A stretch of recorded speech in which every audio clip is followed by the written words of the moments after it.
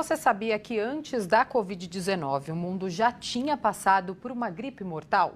Confira no Histórias da Câmara. O que te lembra esse objeto? Pandemia, vacina, isolamento social? Você sabia que antes da Covid-19 o mundo foi atingido por uma gripe mortal? Foi a gripe espanhola que vitimou milhares de paulistanos.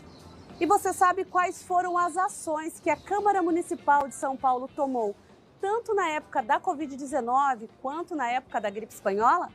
Então vem comigo que eu te conto tudo agora no Histórias da Câmara.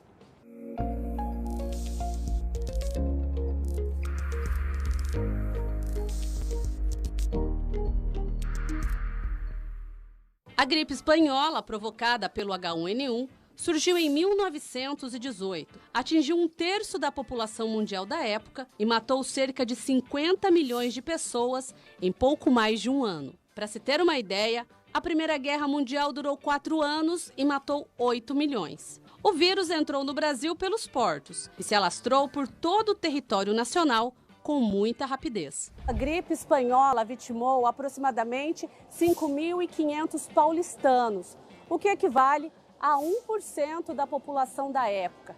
Se compararmos com a quantidade de habitantes atual da capital, seria cerca de 125 mil pessoas.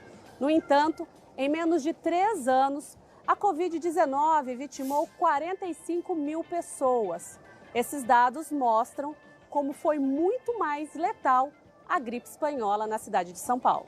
Na época da gripe espanhola, assim como em outras partes do mundo, a cidade de São Paulo virou um cenário de filme de terror. A quantidade de doentes e mortos subiu rapidamente. Cadáveres eram amontoados em caminhões, bondes e carroças.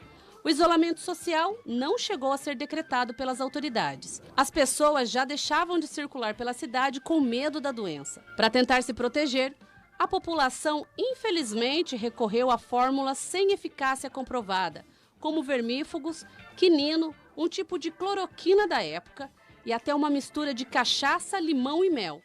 Dizem que foi aí que nasceu a caipirinha. Em 1918, a Câmara aprovou uma resolução que autorizava o prefeito da época, Washington Luiz, a tomar as providências necessárias em relação à pandemia.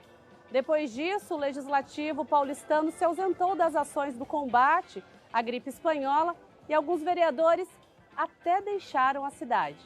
Já no caso da Covid, a situação foi bem diferente. Os vereadores não pararam e os trabalhos seguiram em plenário virtual com a aprovação de vários projetos.